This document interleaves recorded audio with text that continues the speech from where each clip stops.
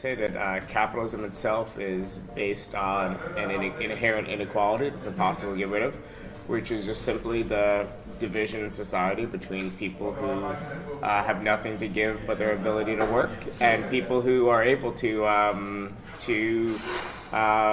employ those people, right? And I think the disparate nature of power in capitalism, the fact that you need your job and you need your ability to pay for your groceries more than your boss needs your individual contribution to the labor process.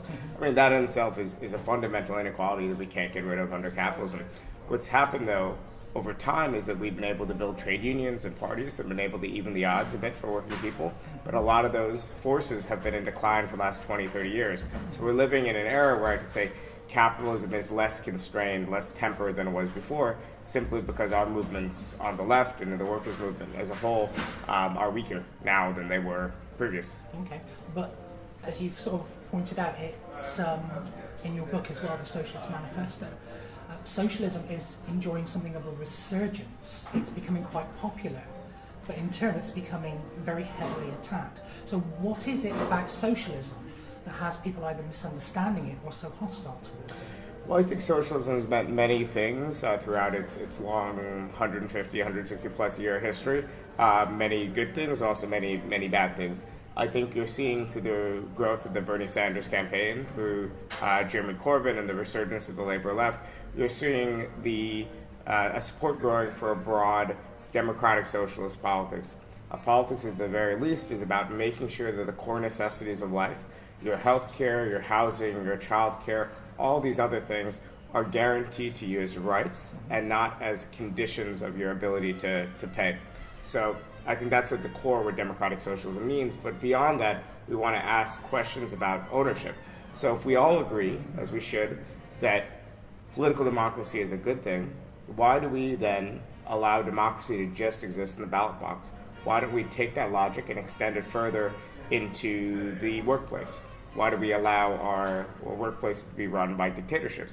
If we're rightly worried about unaccountable state bureaucrats controlling too many things in a potential social society, why aren't we also worried about the fact that decisions are made in our society today by a handful of CEOs, undemocratically, in closed rooms, that impact the lives of millions and millions of people? So I think the democratic socialism today is about asking those fundamental questions. Okay.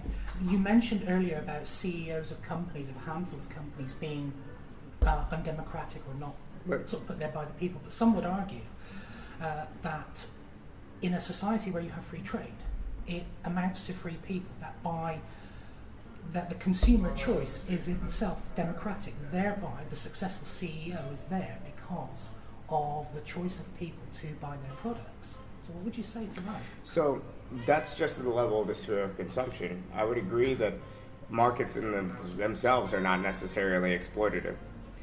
But what is exploitative is how the products that are being sold in those markets are producing. So there's been many markets in history.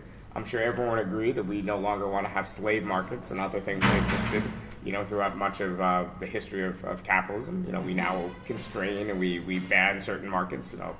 There's no legal market for hard drugs and so on and so on. Though actually, I think it'd probably be better for everyone if it was and it was regulated.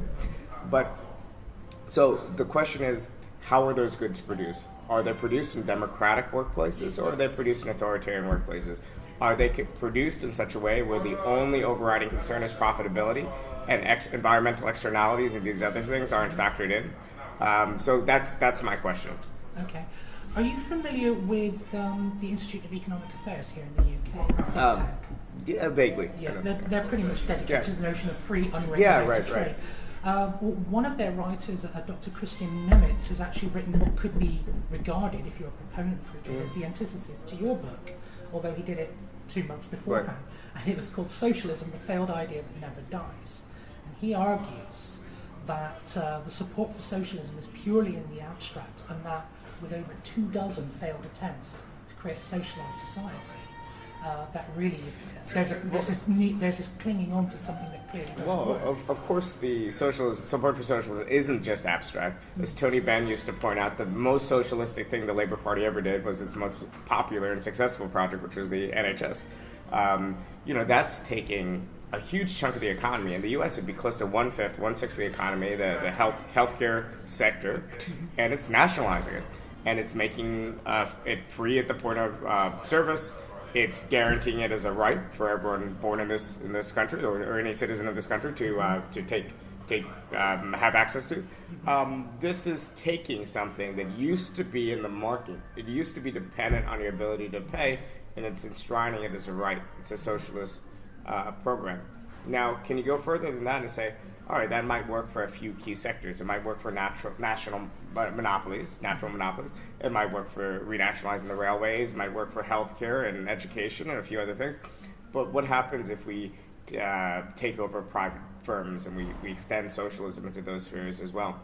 I think that the real problem we've run into hasn't been a question of ownership so much as the problem with extending planning that deep to that level. So I do think there's a need for markets in certain spheres, continued markets for consumer goods. I think there's both calculation problems in terms of figuring out the price of things and where finite kind of scarce resources should be allocated. And also I think there's incentive problems involved with having it be structured in a different way. So I think we could look at the failures of state planning and we could say, all right, maybe we want some state planning, but we don't want every single little production of flour or forks or any consumer object to be done that way. And I think it's worth looking at both the successes and failures of different socialist movements. There has been a lot of successes, particularly and in the book I focus a lot on Scandinavian social democracy. But of course capitalism has had its own failures, hasn't it, as such, although they don't like to talk about them. Yeah, of course. It's a system based on an undemocratic rule in the workplace. It's a system based on empowering a group of people over another group of people. And it's a system that's not naturally democratic. We've won democracy in our societies through working class struggle, through a long fight to assert basic freedoms and basic democratic rights. In a country like Britain, you would still have maybe voting rights just for propertied men, if not for active movements and struggles from below. Capitalism, I think, would much rather have us, or capital would much rather have us living in a country like Singapore, or a more authoritarian kind of form of capitalism than the democratic societies we do live in today. So in an age, obviously, where socialism is popular and under heavy attack, people are asking, well, what does a future of socialism look like? What does a society based on that look like in the future? You do go into that in your book, by the way, in the opening chapter. I think we need to go to what works, which is social democracy, which is taking huge swaths of the economy, making them available, as social rights, so housing, education, all these other kind of core concerns that I mentioned before. Then beyond that, we need to ask fundamental questions about how do we make our society even more democratic? How do we make sure that people have greater voice in their workplaces? How do we make sure that communities have a say in the economic decisions that impact their lives? So I think this is the logic. We got to go to social democracy, but we can't just stay there. We have to push forward and see if an even more expansive, even more egalitarian system is possible. Now, obviously, one of the oppositions to socialism is that it supposedly removes the need for market competition, and that actually by regulating it and socialising it, for want of a better phrase, that actually you're taking away the freedoms that people get. This is something that's talked about in America, the notion of free trade equals free people. But how can you convince staunch capitalists that you can have a socialist society and still run a business and make a profit and have the kind of life you want? Well, you can't run a business in a socialist society the way you do in a capitalist society. In other words, you can employ people in wage labor. You can, though, run a democratic workplace in conjunction with your other kind of worker employees owner employees who get to decide the firm operating budget, agenda, who get to elect their management, so the workplace would be different, but it's kind of like asking the question, maybe 50 years ago, a father asking the question, well, how would my family run if my wife had equal say in family decisions, right? Whereas many of us actually have those family structures now.